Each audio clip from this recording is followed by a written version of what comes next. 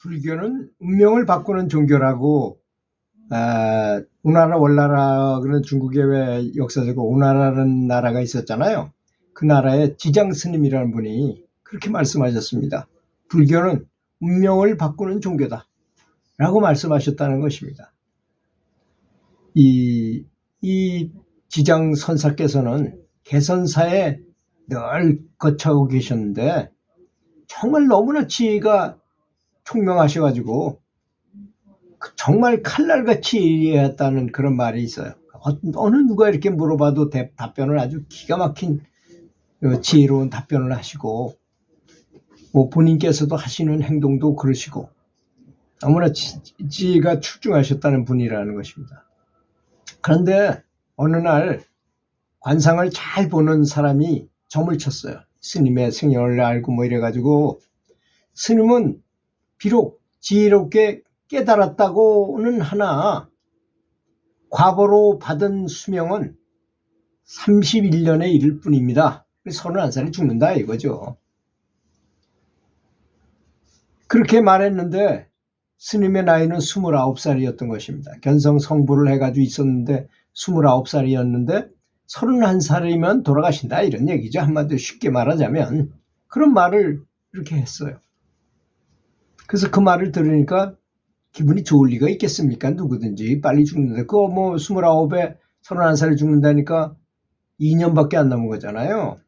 그래서 스님은 그 말을 듣고 자기 기도방을 딱 따로 꾸며가지고 불상을 아주 잘 만들어서 놓고, 그리고 반야경을 계속 읽으면서 연부를 하시면서 반야경을 읽고 연부를 하시면서 반야경을 읽고 밤낮으로 그치지 않고 했다는 것입니다. 그렇게 열심히 했더니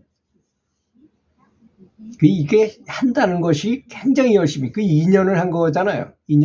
만 2년 동안 아주 열심히 죽는다니까 그 지혜가 있는 이 스님께서 그 마음이 편치 않고 이거 한번 내가 극복해 보겠다라는 생각으로 계속 그렇게 하셨으니까 31살이 이제 됐어요.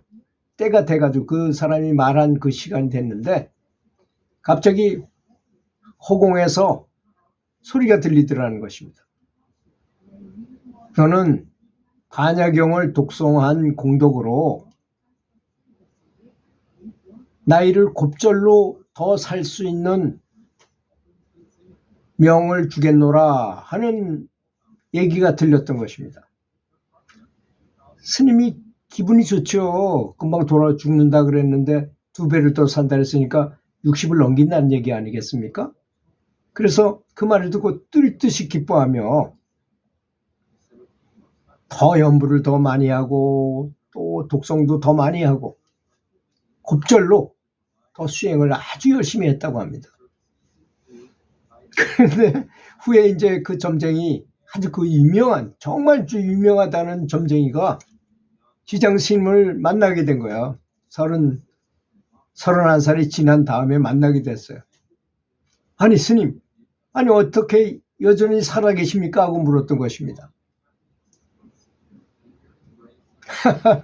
그러니까 이 스님이, 이 지장 선사께서, 이 사람아, 어떻게 사람이 자네가 보는 관상으로만 이렇게 살고 죽고 하겠는가? 나처럼 부처님한테 의지한 사람이 어떻게 세속의 그 점에 그 예측한 바대로 되겠는가? 나는 그동안에 열심히 부처님과 교류하면서 부처님의 가피를 받아가지고 명이 2배로 늘었네. 그렇게 알려주니 점쟁이가 너무나 이렇게 틀린 적이 없었는데 그렇게 그런 사람이 탁 나타나고 그 스님이 그러시니까 너무나 탐복을 하면서 탄식을 할 수밖에 없잖아요. 스님, 저는 이제까지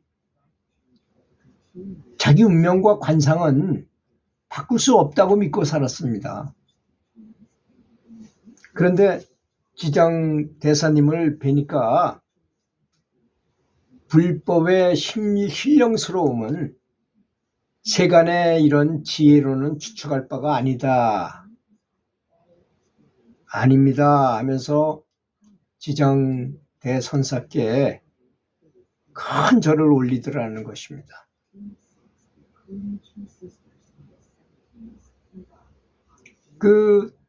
그래서 이제 그 점쟁이는 그 관사학 첫 페이지에 나오는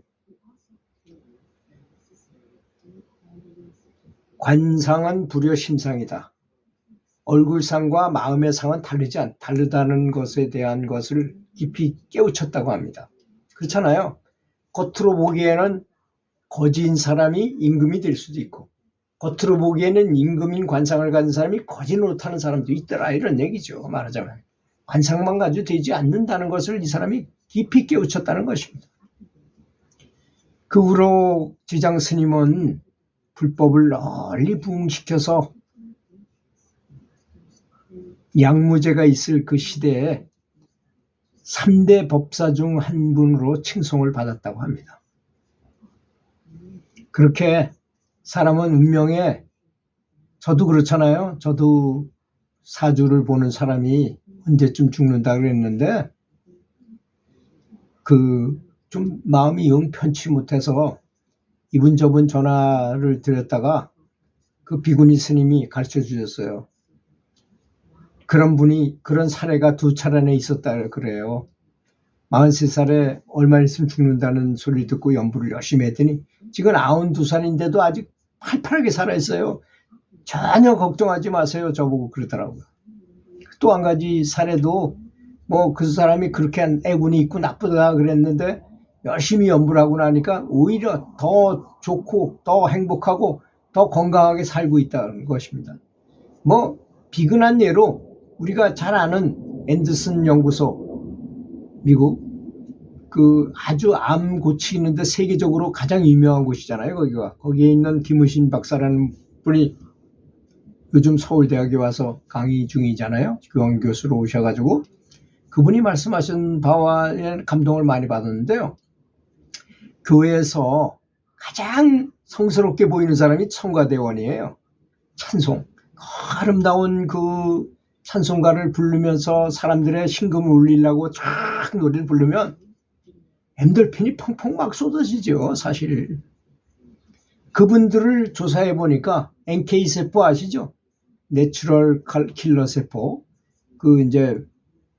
뭐가 오면 암세포나 여러 가지 그 바이러스나 이런 것들이 들어오면 퇴치하는 그런 군대와 같은 세포잖아요. 그것이 그 면역 세포죠. 말하자면 그것이 보통 사람에 비해서 무려 1000배나 더 높더라는 것이잖아요. 그렇게 한 분들이. 그럼 우린 연부를 한다고 생각해 보시죠. 연부를 할 때 눈물까지 흘려가면서 정말 연부를 하면 1000배가 아니라 더 많이도 생길 겁니다. 아마 연부를 해서 눈물까지 흘리면서 연부를 하시는 분들은. 그래서 제가 늘 말씀이 연부를 하면 30년 더 산다고, 30년 더 산다는 것입니다. 저는 추산이지만 제 추측이지만 30년을 더 살 수 있다고 확신해요. 왜? 항상 행복 호르몬이 분비돼서 황금색 물질이 전신으로 쫙 퍼져서 또 게다가 연불 수행을 하게 되면 또 우리 차크라, 이 영적인 에너지 센터가 활성화돼 가지고 단을 이루어요. 100단을 이루어. 그 100단이 또 오래되면 금단이 돼버립니다. 아주 더 큰 단이 돼요. 그래서 부처님께서 법륜을 굴리면서 5 비구 앞에 나섰다. 이런 말씀을 살 때 법륜이 뭡니까? 여기에 있는 이 차크라가 활성화되면 빛의 바퀴처럼 보이기 때문에 그걸 법륜이라고 말하는 것입니다. 그런 사람이 될 수 있으리라고 믿습니다. 열심히 연부를 하시면 그런 현상이 일어난다는 것입니다. 우리가 무엇이든지 간에 믿는 것은 굉장히 중요한 것입니다. 아무리 자기가 똑똑하고 아무리 훌륭한 사람이라 하더라도 믿고 연부를 하는 거하고 그냥 그저 극락왕생이나 난 해야 되겠다는 생각으로 하는 거하고는 차원이 다릅니다. 그래서 생각에 이 원을 어떻게 세우고 나는 어떻게 할 것이다 라고 생각하고 하는 연부를 하는 자세는 굉장히 중요한 것입니다. 그래서 연부를 어떻게 하면 됩니까? 하고 물어보니까 제주 무주선원회에 계시는 본연 스님은 그분이 총화 스님의 상자거든요. 그 송화 스님의 제자거든요. 그분이 뭐라고 그러셨냐. 정성껏 하면 됩니다. 정성을 다해서 연부를 하면 되죠. 그렇지 않습니까? 정성을 다해서 연부를 하시라는 것입니다. 정성을 다하게 되면 손이 이렇게 저절로 합장이 되잖아요. 그래서 저는 다이소에 가서 파는 저 조그만 책상 같은 건 조그만 책상 있잖아요. 그 가격도 싸잖아요. 5,000원밖에 안 하는 그걸 이렇게 놓고 그럼 저절로 이렇게 책상 위에다 놓고 책상 다리 하고도 이렇게 되잖아요. 그런 마음으로 간절한 마음으로 연부를 하면 그런 것이 다 가능하리라고 믿습니다. 들어주셔서 감사합니다.